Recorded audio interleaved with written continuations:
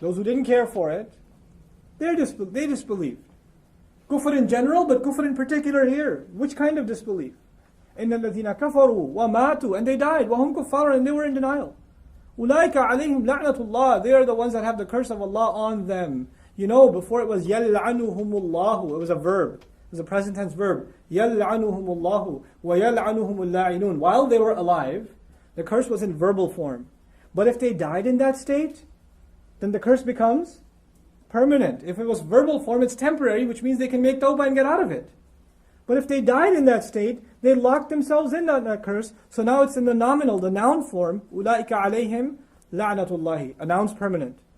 Upon them is the curse of Allah. وَالْمَلَائِكَةِ, and the angels. وَالنَّاسِ, and the people. أَجْمَعِينَ, all of them all together.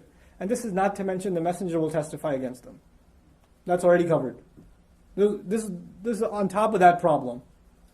They'll have the curse of Allah on them, especially on them. And the angels.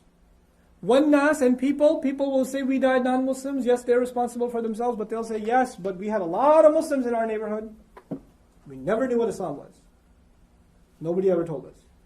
We never even saw Muslims as any different. They used to be at the liquor party with us. They were at the Christmas party. You know, my boyfriend was Muslim.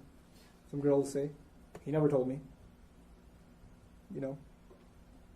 Like, this is what Muslims are. We're supposed to be ambassadors to this deen. Clarifying. How are we going to clarify something we don't live by, we don't love? So he says, وَالنَّاسِ أَجْمَعِينَ, people all together. خَالِدِينَ فِيهَا. And by the way, أَجْمَعِينَ implies here all of humanity. In other words, this message will now be a responsibility to deliver to all of humanity. And whose job is that? Ours. Muslims ask the funniest questions. Muslims come and say, brother, what about somebody who lives in an island where there is no Islam and they die? Are they going to go to hell too? I was like, why don't you worry about yourself, man? Go to the island and tell them about Islam. That's what Allah is saying. You're asking the wrong question, fool. Don't worry about, somebody lived over there, they never heard about Islam, what about them? Well, you're so worried about their hellfire. You're already safe? Your ticket's already reserved? That's why you're worried about everybody else? How benevolent. Get a reality check. This is when you become distant from Quran, these thoughts become like fun entertainment for you. What's going to happen to those people? What's going to happen to me? Worry about that first, bro. You know? And then we worry about somebody else. And even those people, they will have a case. A fifth of the world's population, you don't think we're responsible for the entire planet at this point? No, we should have the word out. Each one of us should at least get the word out to 5 people. Not to convert them, at least they should know what Islam is. They should know what it looks like. It's hanging over this ummah's neck. We have to do our part as individuals. And we have to understand this is a very heavy task Allah left with us. This book, very heavy responsibility. And Baqarah is the peak of Quran explaining this responsibility.